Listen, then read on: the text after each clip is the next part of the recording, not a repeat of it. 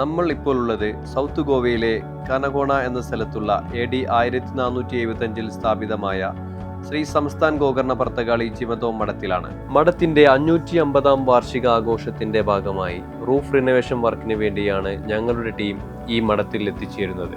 മഠത്തിന്റെ interior and exterior renovation contract എടുത്തിട്ടുള്ളത് മുംബൈ ആസ്ഥാനമായിട്ടുള്ള SSA architects ആണ്. അതായത് Sandeep Shigar and associates. SSA architects team ഇതിന്റെ റൂഫ് ഡിസൈൻ ചെയ്തിട്ടുള്ളത് ട്രഡീഷണൽ ലുക്കിലുള്ള ടെറാക്കോട്ട റെഡ് കളർ റൂഫ് ടൈലുകളാണ്. അങ്ങനെ നമ്മൾ NJ സെറാമിക് ടോയിൽ സെഗ്മെന്റിൽ വരുന്ന എലബാനോ ലക്സ് സീരീസ് അയൺ റെഡ് എന്ന കളർ സജസ്റ്റ് ചെയ്തു.